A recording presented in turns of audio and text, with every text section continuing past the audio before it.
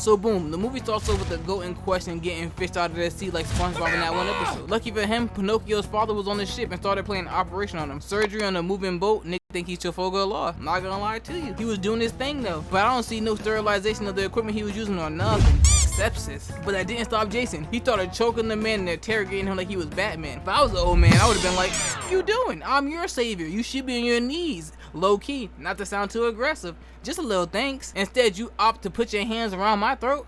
What is the world coming to? So at this point, we learned Jason has amnesia, and this man right here showed true class. Not only did he heal and treat him, he slid him a few bucks. But if I get sick and go to the hospital, I owe them niggas at least $400 minimum. Now we move further in the movie. Jason arrives in Switzerland, and this is where we get our first peek at his hands. Being broke mentally and financially, Jason had to take a nap on a park bench. Just a quick little snooze, and boy, do police hate seeing niggas sleeping for free. They were like, did I catch you taking a nap for free? So one of the officers poked him with his club, and Jason grabbed it, and in that moment, you can see the thought coursing through his mind. You better win your fight, because I'm coming on your ass, man. You can see the exact moment he decided he was gonna fuck him up. You can see it. Took this man nightstick from him like he didn't need it, then served him with the Rodney King special. Just a back and forth beating for both of them. And the funny thing about it, he still didn't sleep at the park. So I guess the mission was successful for them. At least he didn't get a nap. We move even further in the movie. Jason arrives to a bank that the small laser in his hip led him to. This is where he learns his name and scoops up some money in the passport, but leave behind a Pew Pew 3000. Right after thinking he had a smooth come up, the cops was on his ass like he had 5 stars. He quickly realized, so he ducked it to the American embassy, sort of like the swiping no swiping type deal. Because for a moment it did stop the policeman that was on his ass, but that strategy did not work for long. Just like Dr. Miami, they were back on his ass, so he resorted to the good old fashioned throw them shit strat. And the beating he put on these workers was so fast, so meticulous, I had to sit up to make sure I seen it right. To start off, he utilized what I like to call the fake surrender. He had no real intentions of giving up, and in that moment, this man thought shit was sweet and placed his hand on Jason's shoulder. It was like he heard a starter pistol.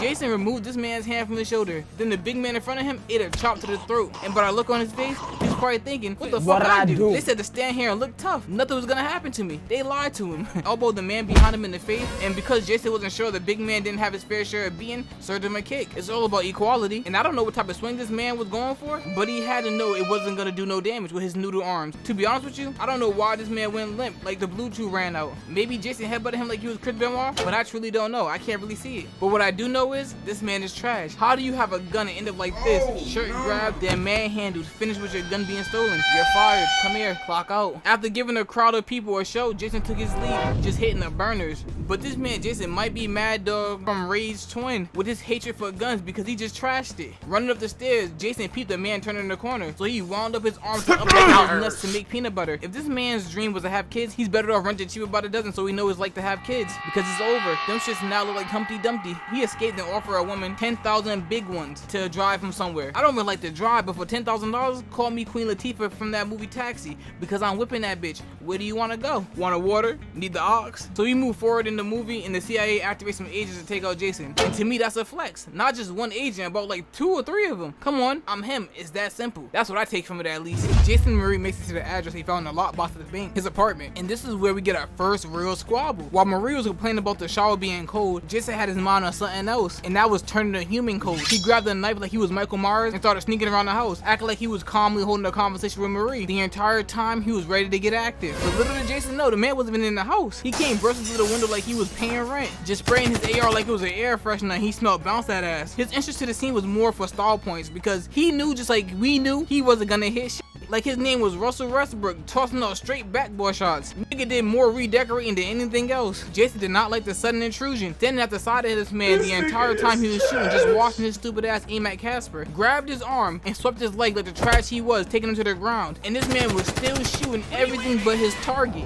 Jason, tired of the incompetence the man was displaying with a gun, fed him an elbow to the chest, then bitch smacked the gun from his hands. He did not need it. He did not know how to use it effectively, only to get him so locked into a sleeper hold, had me throwing up my hands like, say you swear. For a second, I was like, you let yourself get locked in a baby boy sleeper? But then I thought to myself, who the hell allows himself to get locked in a sleeper hold? Why do people say that? You let him knock you out? Wrong. No, he just did it. There was no permission slip involved. But my words must have echoed through the ripple of time, and Jason heard me, because he sped from this man a knee, then followed with an elbow, allowing some separation like they were J-Lo and Ben Affleck, so he could stand and bang. But the standing didn't last for long, because after a brief exchange, and I mean brief, this man hit Jason with a trouble in paradise, had his back sliding across the floor while his potential love interest was watching. Low-key could have snuffed up the flamed like Akainu did the ace, straight hold to the heart. Then they engaged in another exchange with Jason getting his get back. Back fist directly into taking his ability to stand like Mike Tyson in hoverboards, finishing up the combo with another back fist, sending him face planting into some glass on the floor. But pause on this moment. Look at the lethal intent on Jason's face. He was dead ass gonna stomp on this man like he was a roach.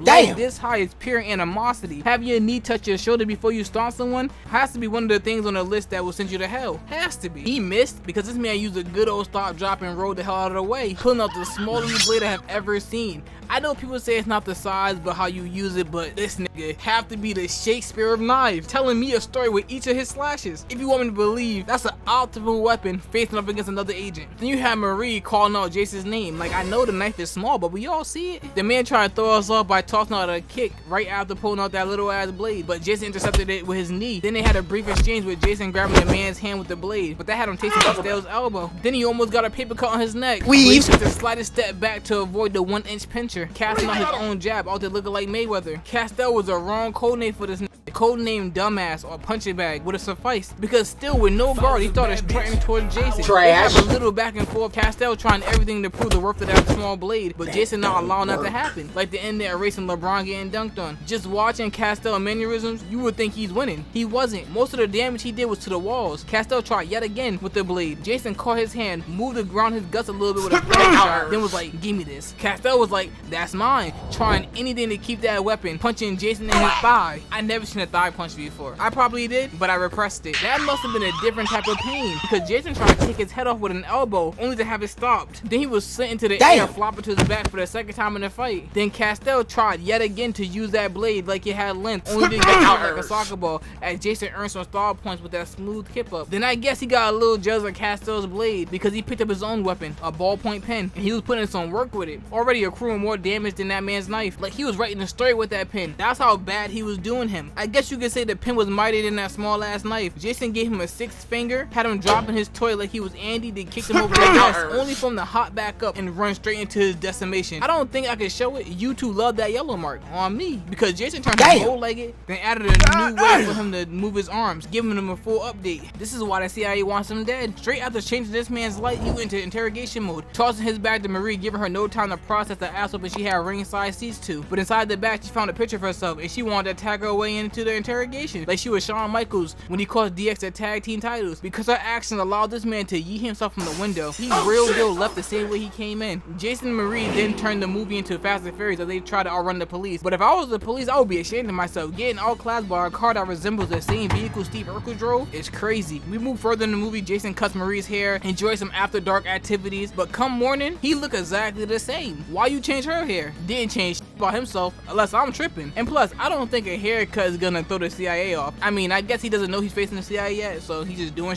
Anyway, Jason and Marie runs a mini op of their own to get Kane's records, which leads them to Paris, where Jason finally learns he's an assassin. After that, Jason and Marie had a little falling out, but he agreed to safely drop her off at her brother's house. But too bad, the CIA was on their ass like Dr. Miami, and the next day, an assassin was there for them. Jason grabbed a shotgun and blew something up. I don't know what it was, but he used it as a distraction, hitting that Terminator walk before bursting into a full-fledged run, avoiding getting some presidential treatment. Now they both were in a large field that looked like a perfect setting for Jeeper Creepers, trying to outstrap each other, until Jason caught him lacking and sniped him with an old-ass shotgun. Not once, but twice, winning that fight almost effortlessly. So basically at this point, Jason learned about Treadstone, found the safe house, pressed the head of the operations, then quit. But we still have one more showdown to cover. After knocking the head unconscious, he was ready to engage in some shenanigans. As soon as this man burst through the door, round like the Kool-Aid man, Jason closed his fat ass in the door, took his gun, wielded that bitch like he was kid deaf, and took his knee. Had him ready to propose to the Grim Reaper before making him eat his knee. Walked out the room straight into more action. Whoever was down there is dog water. Absolute booty juice. They stink. It's unbearable. They had the element of surprise and felled up pack of Jason, while he just spun around, lighting their body up like the Christmas tree in New York. And let's give this man a round of applause. He landed a meaty backhand and made Jason drop his weapon and everything, only to get up. Chris Benoit headbutt,